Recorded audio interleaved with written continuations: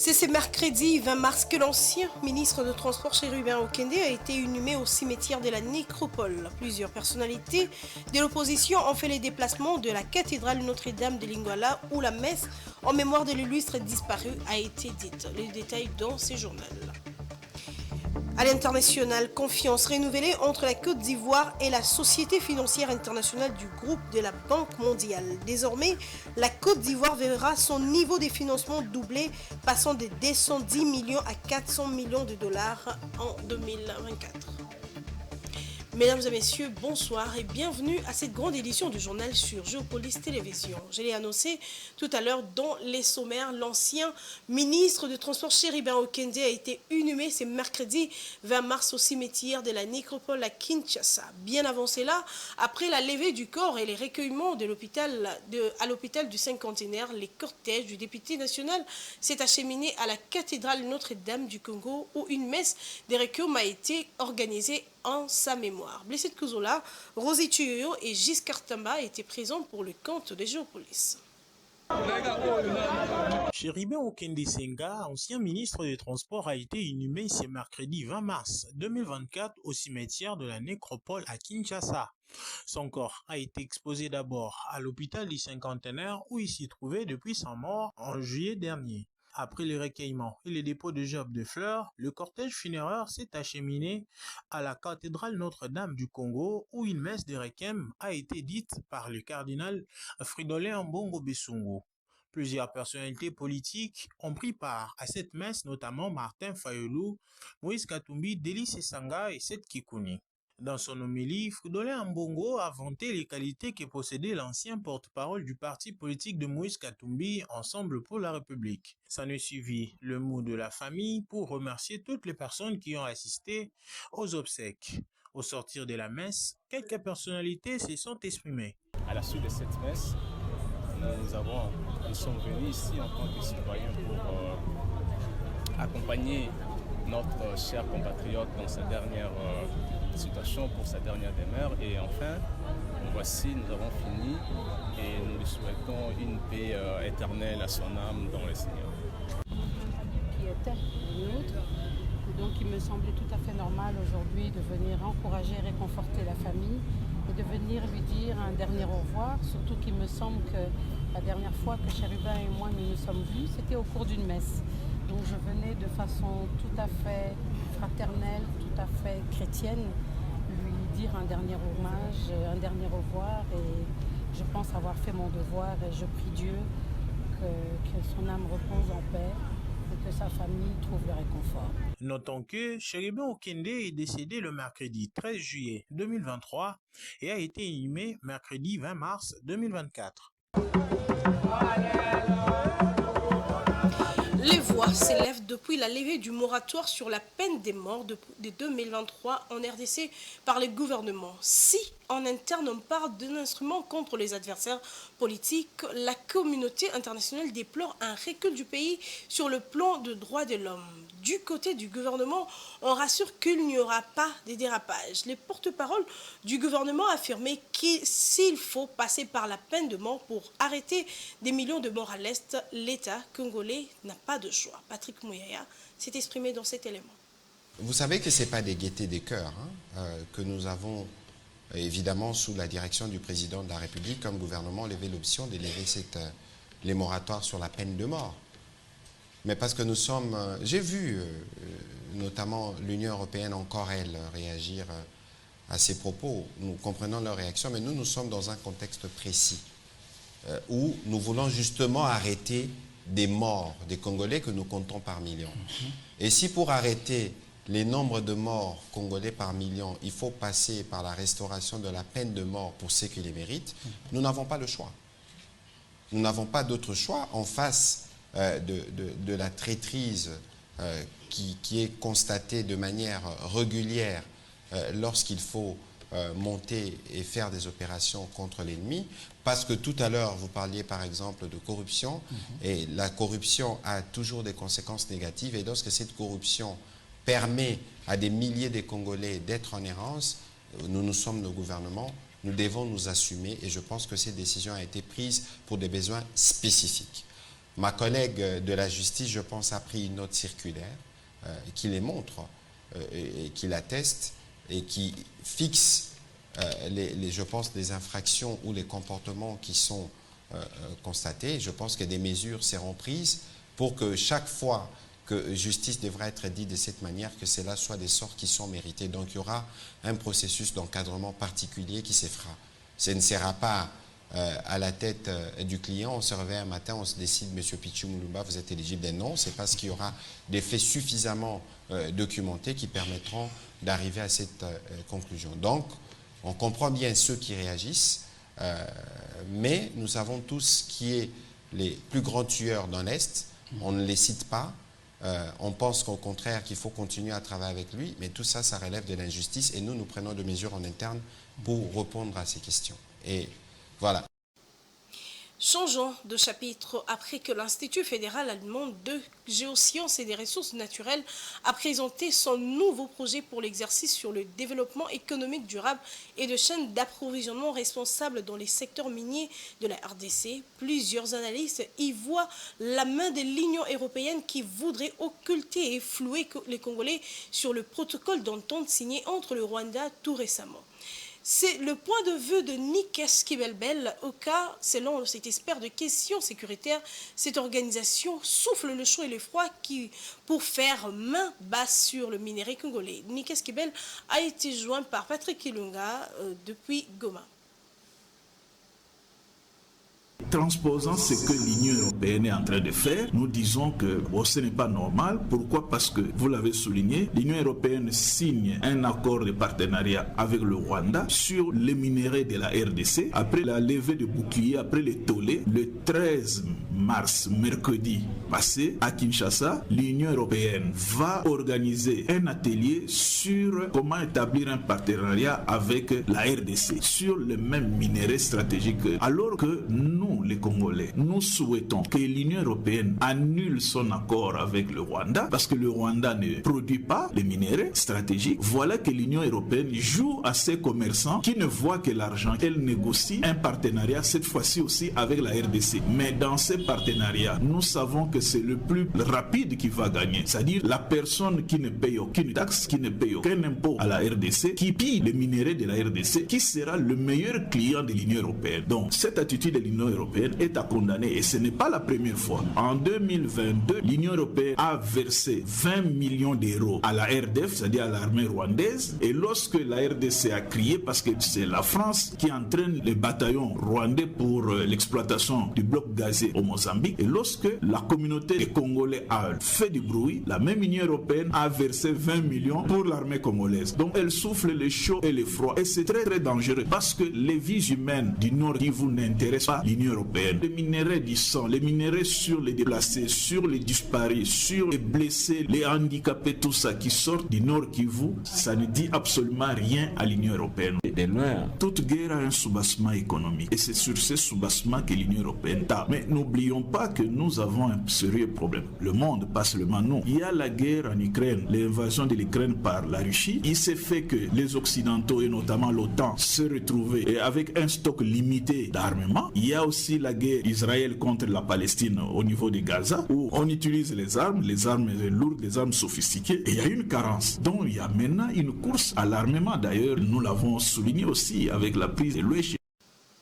Créer, innover, entreprendre en français, c'est le thème sous lequel la journée internationale de la francophonie est placée. La RDC, avec son plus grand nombre de locuteurs de la langue française, n'organisera pas les cérémonies officielles suite à la situation sécuritaire dans l'Est de la République démocratique du Congo à cause de l'agression du M23 soutenu par le Rwanda. Lit-on dans un communiqué du ministère des Affaires étrangères. Kinshasa dit vouloir porter un regard critique sur sa participation à la communauté francophone tout en n'excluant pas la possibilité du retrait. Suivez les détails dans cet élément. Pour ce 20 mars 2024, journée internationale de la francophonie, le cœur n'est donc pas à la fête, mais c'est l'occasion de jeter un regard critique sur l'appartenance de la RDC à la communauté francophone, a indiqué le communiqué du ministère des Affaires étrangères et de la francophonie du 18 mars. En revanche, Kinshasa estime que la communauté francophone n'agit pas dans le sens d'aider à trouver des solutions aux problèmes sécuritaires de l'Est de la RDC. Le ministre de la Communication et porte-parole du gouvernement l'a dit ce mardi devant les journalistes. Mais nous avons noté qu'il n'y avait pas le soutien qu'il fallait dans cette crise. En tout cas, venant de la francophonie, avec des propositions concrètes, au-delà des condamnations classiques, pour arriver au résultat. Nous comprenons, vous savez qui dirige la francophonie, nous avions fait des jeux de la francophonie où la secrétaire générale attendait de se faire inviter pour venir pour une activité qui était sous sa direction. À la place d'une journée festive, la RDC, pays qui compte plus de locuteurs de la langue française, l'une des valeurs fondamentales de la communauté, choisit d'évaluer son appartenance à la francophonie. Ainsi, l'option d'équité n'est pas à exclure. Évidemment qu'on va évaluer. Et si, dans l'évaluation qui est faite, on dit qu'il faut qu'on se retire de la francophonie entre guillemets, parce que c'était déjà une option qui était proposée par plusieurs parlementaires au regard justement de l'attitude de l'organisation. Mais on ne va pas sur le champ dire bon, on va évaluer, on va quitter la francophonie. Il y aura des mécanismes ou des décisions qui pourront être prises lorsque cette évaluation sera totalement finie. Parce que l'option de quitter la francophonie, en tout cas pour beaucoup de Congolais, n'est pas à exclure lorsqu'ils ne se sentent pas en cours, lorsqu'ils sentent pas, ils ressentent pas suffisamment de solidarité. Dans la guerre contre le M23 soutenue par le Rwanda, Kinshasa ne cesse de déplorer l'inaction de la communauté internationale. Dans tous les cas, la Journée internationale de la francophonie édition 2024, avec son thème « Créer, innover et entreprendre en français » n'aura pas la même saveur qu'elle a d'habitude en RDC. Amélioration des infrastructures physiques à Bunia, capitale de la province de l'Ituri. Les gouverneurs militaires de l'Ituri s'est dit satisfaits du déroulement des travaux d'asphaltage de la ville de Bunia. 20 km de routes sont déjà asphaltés. Constat fait mardi 19 mars 2024 à l'issue d'une inspection de ces travaux. Un reportage de la presse militaire.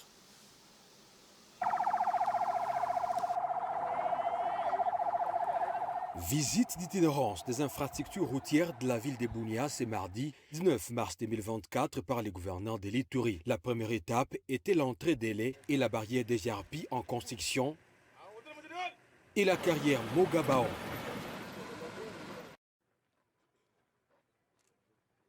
Le cortège de l'autorité provinciale a pris ensuite la direction du boulevard Hoho. S'en est suivi l'étape de l'entrée Tembe, l'entrée de la délégation provinciale à Sayo, Lembabo, l'un des coins chauds de la ville de Bunia, a suscité d'énormes joies, dont les chefs des habitants. C'est l'étape de l'ancien faubourg ouest de Bunia, Bandai, et l'aéroport qui ont clôturé cette itinérance. Un motif de satisfaction pour les commandants des opérations et gouverneurs de l'Ituri, le lieutenant-général Luboyan Kachama Johnny. J'en appelle vraiment à la FEC, à la Fédération des entrepreneurs congolais, s'ils peuvent aussi être plus rigoureux et pour que vraiment nos taxes produisent davantage de réalisation. Tout le monde se sacrifie aujourd'hui pour le bien de la province, femmes et hommes, ce qui est vraiment aussi impressionnant.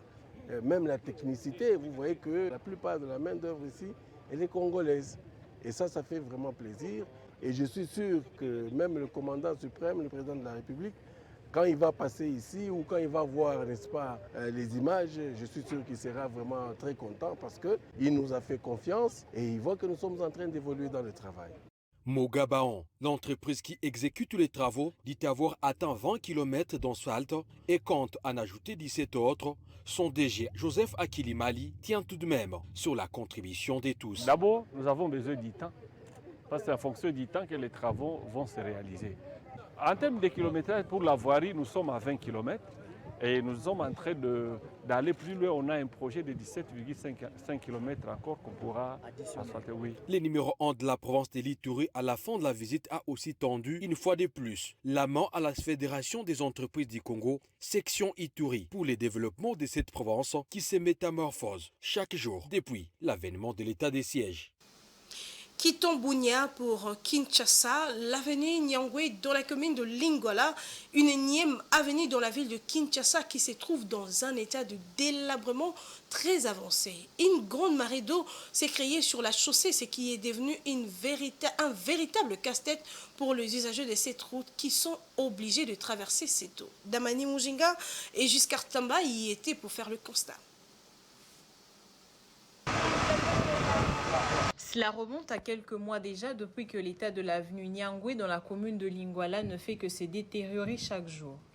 L'eau qui envahit une grande partie de la chaussée rend difficile la circulation des voitures, des motos et même des piétons.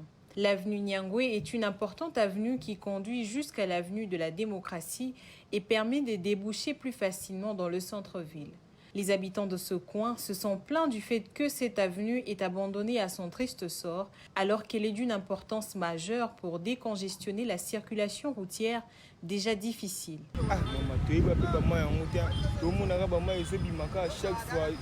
À chaque fois, ils ont les caca à bout comprendre.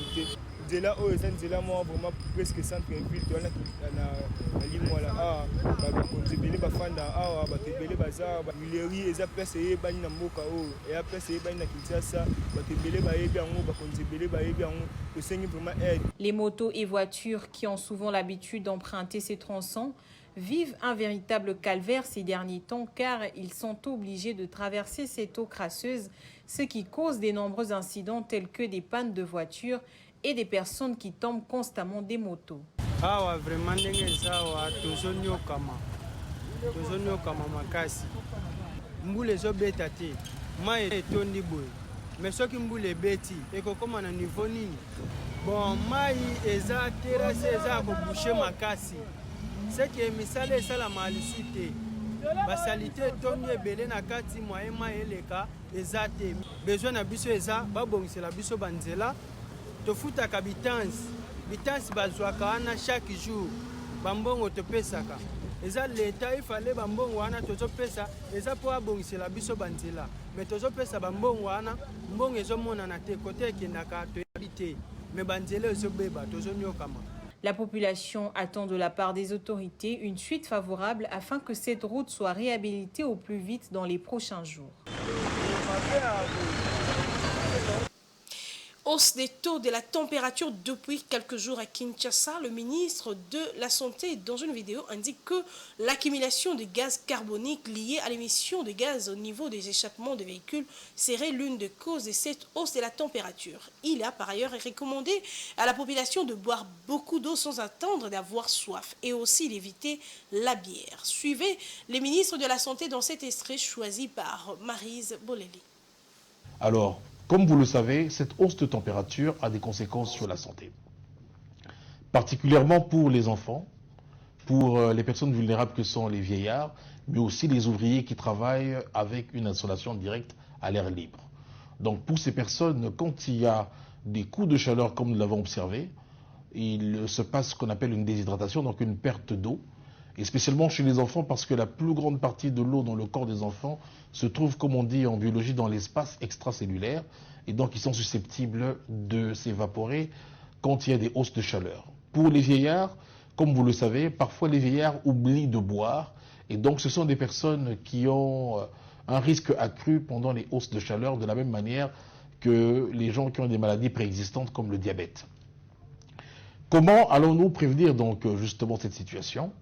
Eh bien, ce sont des mesures préventives, commencer d'abord par la sensibilisation de notre population, demander aux gens de ne pas être sous l'exposition directe du soleil parce qu'il y a des conséquences non seulement sur la santé mentale, mais aussi sur la peau et sur tout l'organisme, parce que cette situation de chaleur va entraîner une certaine nervosité au niveau des gens, et de la même manière, ça va entraîner une déshydratation qui peut être mortelle si elle atteint des valeurs de 15 à 25%, surtout chez les enfants et les adultes. Mais ce que nous recommandons aux gens, justement, c'est de rester dans des endroits frais, de se protéger et de boire beaucoup d'eau sans attendre la soif. Mais aussi pour les ouvriers qui sont obligés de rester à l'extérieur, notamment les gens qui sont dans les chantiers, les gens qui sont des soudeurs et toutes les autres personnes qui sont à l'extérieur, nous recommandons de porter des couvre-chefs, donc des chapeaux, des foulards pour les dames, et surtout de rester à l'abri d'une insolation directe parce que ça agit aussi sur la peau à cause des rayons ultraviolets que nous avons. Mais il faut aussi garder à l'esprit que ces ultraviolets ont un effet aussi sur les yeux. Et donc nous recommandons aux gens de porter des lunettes solaires et d'éviter de regarder directement les rayons de soleil. Mais aussi pendant cette période de hausse de température, nous recommandons d'éviter l'alcool. Parce que l'alcool va entraîner que l'on puisse uriner de temps en temps et donc entraîner aussi, à cause de l'effet diurétique qu'il a, une déshydratation qui risque d'être dangereux. Évidemment, il faut aussi bien se nourrir, il faut se reposer, se mouiller de temps en temps pour éviter les effets néfastes de la déshydratation. Changeons de chapitre. Selon les récentes données fournies par la cellule technique des coordinations et de planification minière, la République démocratique du Congo a vu ses exportations de diamants injecter un montant substantiel de 86,5 millions de dollars dans l'économie nationale au cours de l'année 2023. Cette performance financière découle de la vente de 6,6 millions de carats issus de l'exploitation artisanale, ce qui représente des revenus de 64,2 millions de dollars et de 1,6 million de carats provenant du secteur industriel contribuant ainsi à hauteur de 22,3 millions de dollars. Patience Okeke pour les détails. Malgré un ralentissement de la production industrielle, les secteurs du diamant génèrent 86,5 millions de dollars en 2023. L'exploitation artisanale continue de dominer les secteurs, surpassant largement la production industrielle qui demeure modeste en comparaison. À l'économie nationale, elle a contribué à hauteur de 64,2 millions de dollars, alors que la production industrielle a représenté 22,3 millions de dollars. Cette tendance souligne l'importance cruciale du secteur artisanal dans l'économie diamantifère congolaise. Malgré les défis persistants liés à la réglementation et à la formalisation des activités, les destinations privilégiées pour le diamant congolais revêtent de marchés ciblés spécifiques, avec les Émirats Arabes Unis en tête, captant 56% du volume total des exportations, suivi de près de la Belgique qui représente 41%, et l'Inde avec une part plus modeste de 2%. Ces chiffres démontrent l'attrait et la demande constante pour le gemme congolais sur le marché international. En 2023, la RDC a enregistré une baisse de ses exportations diamantifères par rapport à l'année précédente. En 2022, le pays avait exporté 11,6 millions de carats, générant de recettes significatives de 145,9 millions de dollars. Cette réduction marque le niveau le plus bas d'exportation observé sur une période de 5 ans, mettant en lumière les fluctuations et les défis auxquels le secteur est confronté dans un contexte économique global incertain. Place à présent à la page internationale.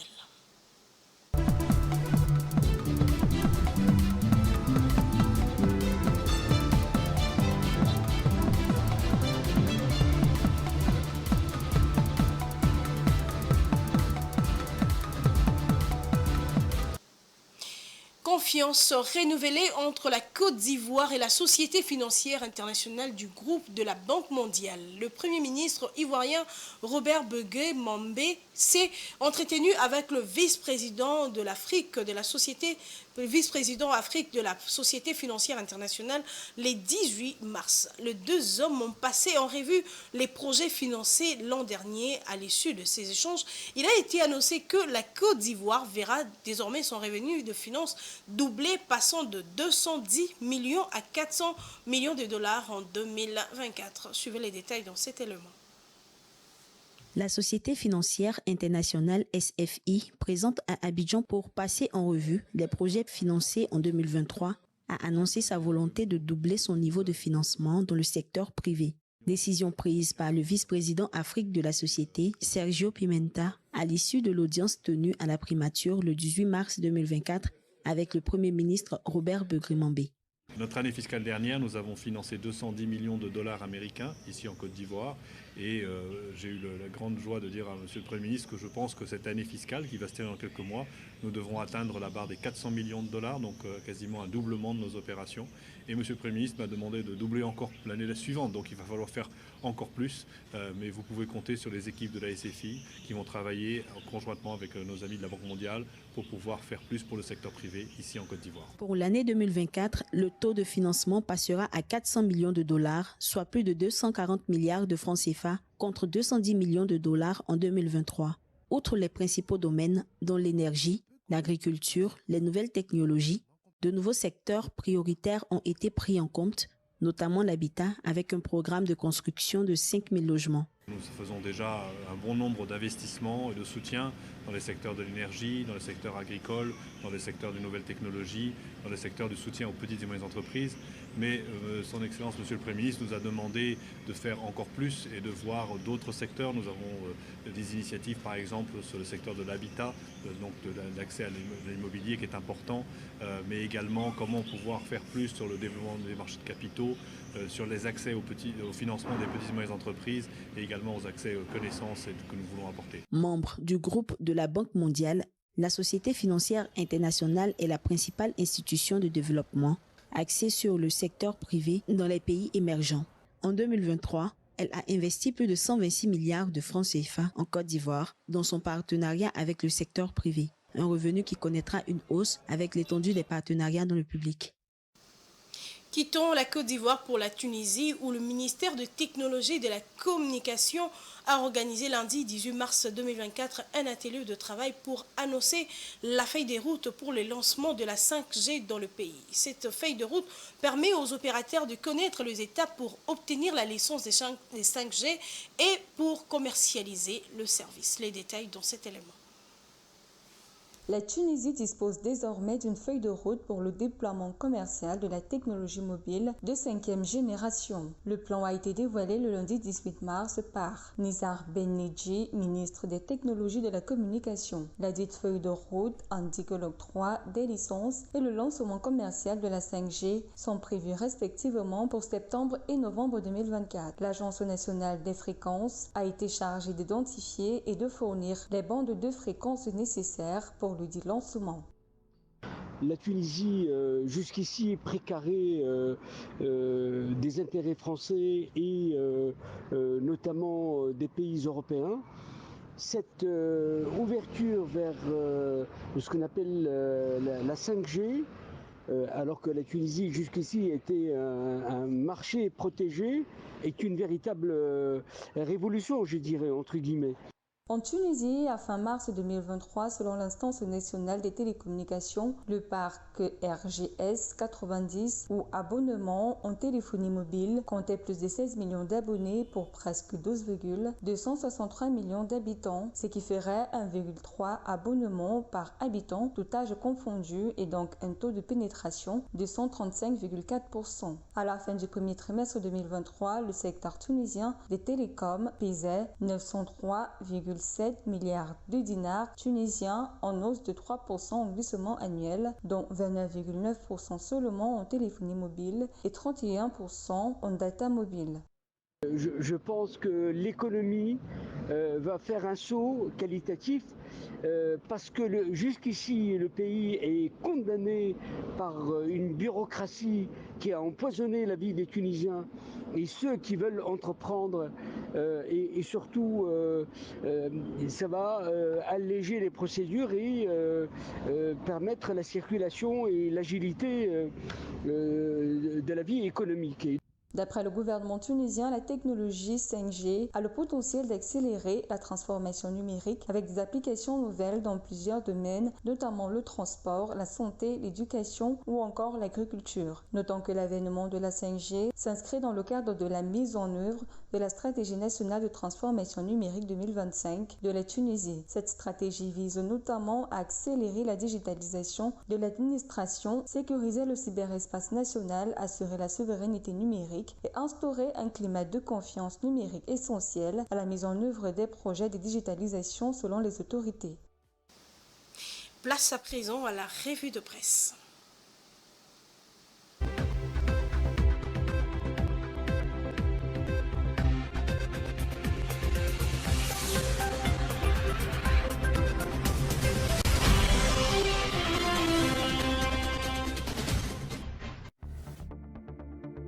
Mesdames, Messieurs, bonsoir et bienvenue à cette revue de presse. Au sommaire de journaux parus dans la ville de Kinshasa le 20 mars 2024, avec Forum des As Patrick Mouyaya, nous n'avons pas d'autre choix en face de la traîtrise. Cette trahison, explique le porte-parole du gouvernement, est constatée de manière régulière lorsqu'il faut monter et faire des opérations contre l'ennemi. Le gouvernement pouvait rester sans voix face aux nombreuses réactions suscitées et qui continuent de tomber à la suite de la décision de lever le moratoire sous la peine de mort en République démocratique du Congo. Tout en comprenant les réactions des uns et des autres, le ministre de la Communication et Médias et porte-parole du gouvernement a fait savoir que le pays n'avait pas de choix face aux actes de traîtrise répétés alors que des stratégies sont montées pour vaincre l'ennemi. Cette décision prise avec l'accord du président de la République bénéficiera d'un encadrement spécifique pour ne pas tomber dans l'arbitraire. Elle ne serait pas à la tête du client parce qu'il y aura des faits suffisamment documentés qui permettront d'arriver à cette conclusion, a déclaré Patrick Mouyaya.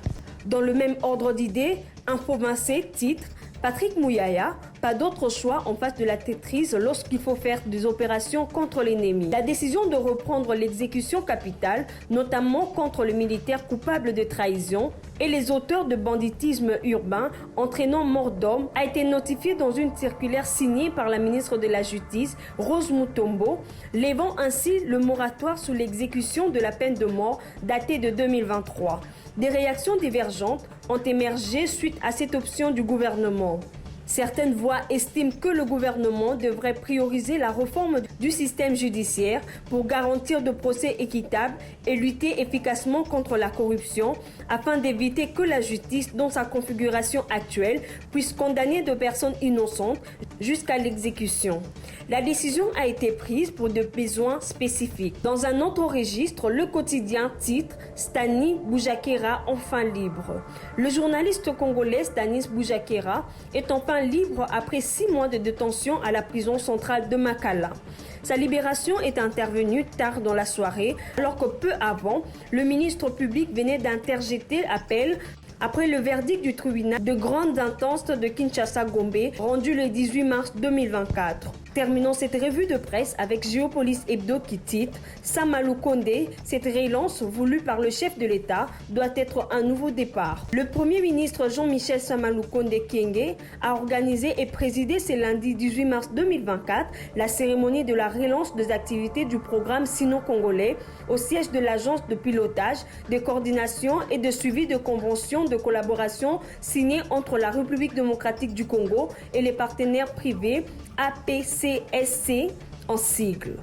Une cérémonie qui fait suite à la signature le 15 mars dernier de l'avenant numéro 5 de la Convention sino-congolaise, décriée pour n'avoir pas répondu aux attentes de Congolais en termes d'infrastructures en échange de leurs ressources naturelles exploitées. Ces programmes sino-congolais, dont la convention de collaboration avait été signée en 2008, a dû patauger et s'arrêter un moment, le temps de nécessiter de nouvelles négociations ayant constitué l'aboutissement de ces révisitations permet ainsi la relance de ce programme appelé à repartir sur de nouvelles bases, avec espoir de donner satisfaction à toutes les parties en présence. C'est pourquoi le Premier ministre chef du gouvernement appelle la PCSC à s'appuyer sur cette expérience du programme sino-congolais pour le tendre à d'autres conventions de collaboration. Soulignons que cette cérémonie organisée sous le haut patronage du président de la République chef de l'État, Félix Antoine Tshisekedi Tshilombo, s'est déroulée en présence de quelques membres du cabinet du chef de l'État, quelques membres du gouvernement, dont la ministre de Mines et le ministre de la Communication et Médias, de l'inspecteur chef des services de l'Inspection générale de finances, de quelques mandataires des entreprises publiques de l'État, de certains partenaires privés de la République, de membres du cabinet du Premier ministre et de quelques autres personnalités. C'est la fin de cette revue de presse. Au revoir.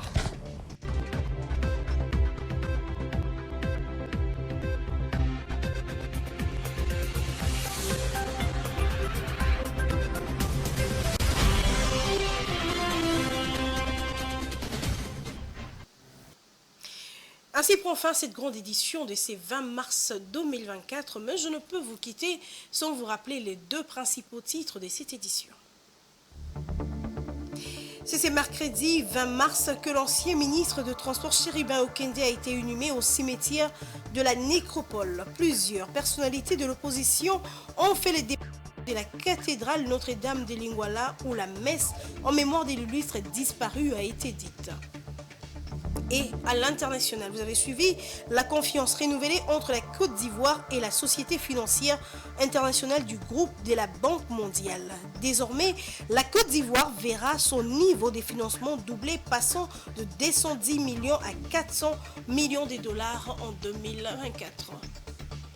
Mesdames et messieurs, merci de nous avoir choisis pour vous informer. Portez-vous bien et restez branchés sur Géopolis Télévision.